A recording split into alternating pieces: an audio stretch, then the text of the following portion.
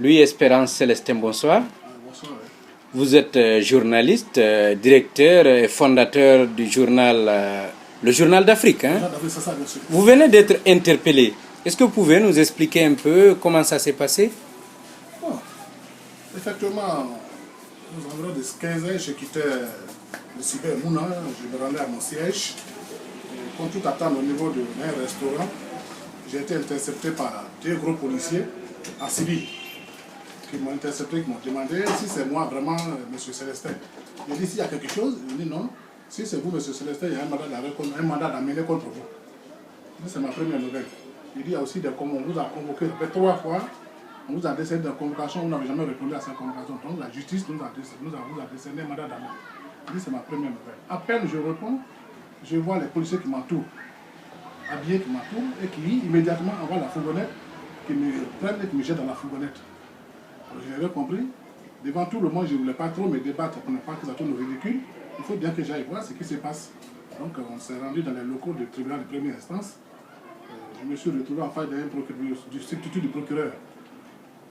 Ce monsieur me demande si c'est moi de me présenter. Je me suis présenté à nouveau devant lui. Il a dit effectivement, il y a un mandat d'amener contre vous.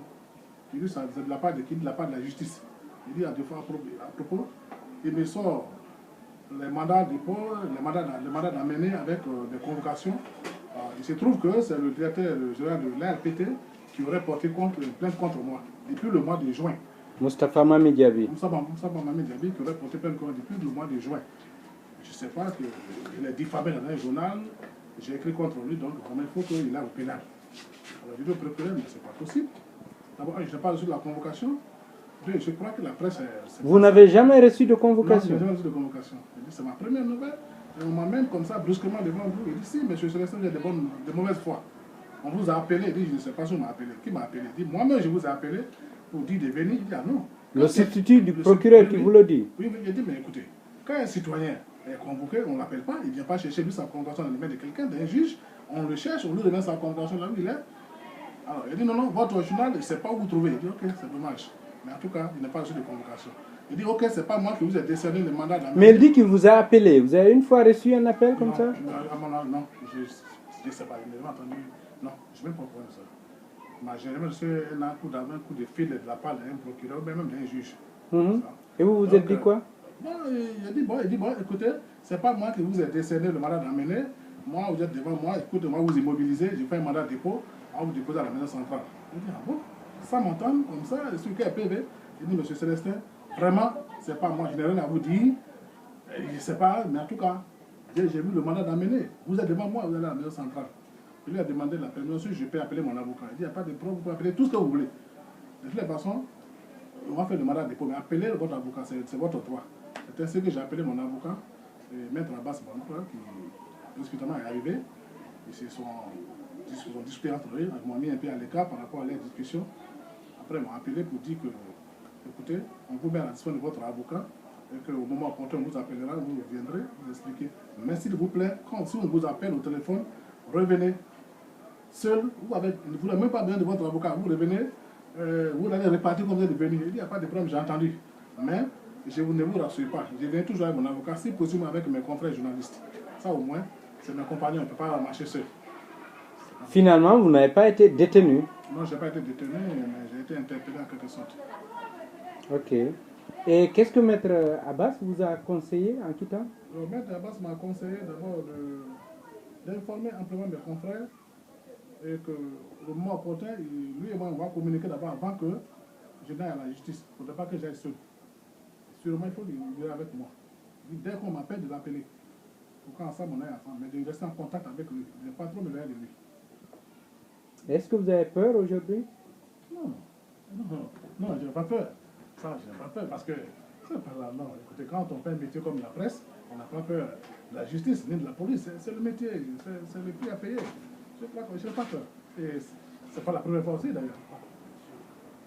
Et qu'est-ce que vous avez fait? Quel est le problème qui vous coûte tout ça?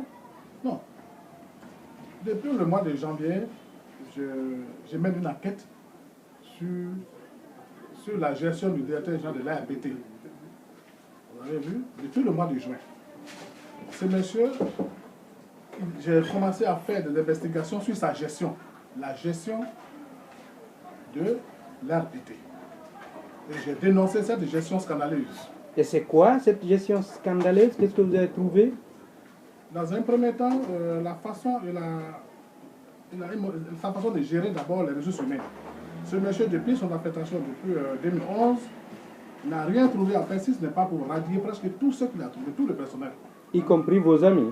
Non, je ne sais pas si les amis, en tout cas, c'est des travailleurs de l'RPT qui ont été renvoyés.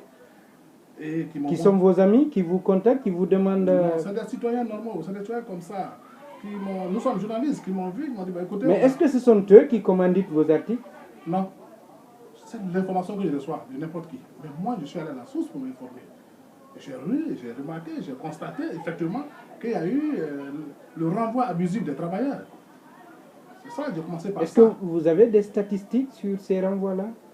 Il y a presque une vingtaine de travailleurs de l'RPT. Une vingtaine de travailleurs, je vous dis bien. Mais est-ce que ce n'était pas nécessaire de les renvoyer? Bon, vous savez, j'ai voulu recouper l'information à son niveau, il n'a pas voulu me donner vraiment sa version des faits. Il me dit carrément que l'RPT c'est ça, que c'est la Banque mondiale qui lui avait dicté les trucs et qu'il a renvoyé les gens. Il dit mais c'est pas normal, les gens ont des contrats avec toi, tu les renvoies dans la rue, ils ne sont pas payés. C'est cette injustice que j'ai voulu dénoncer. Aussi, par ricochet, j'ai essayé de refaire sortir ses relations avec son ministre de tutelle. Oui. Vous savez, ces messieurs, au niveau du ministère des Télécommunications, il faut dire la vérité, ils n'ont aucun respect, ils n'ont aucun égard pour son ministre. Parce que quand je suis allé voir le ministère pour voir, est-ce que le directeur de l'RPT, tout ce qu'il fait, est-ce que tu es au courant? Il dit vraiment, nous-mêmes, on est fatigués. On ne sait pas ce qui s'est passé. Donc, ça aussi, c'était juste pour soutenir mes arguments. Vous avez un dernier mot pour l'opinion? Non, je ne sais pas pour... Oui, l'opinion, surtout, mais vis-à-vis de Moussa Famami Diaby, le plaignant, je me suis dit qu'il a fait fausse route. Aujourd'hui, la presse est dépénalisée. On ne peut pas prendre un journaliste dans la rue vulgairement comme ça, le ramasser, ou bien commanditer, payer les policiers pour ramasser les journalistes.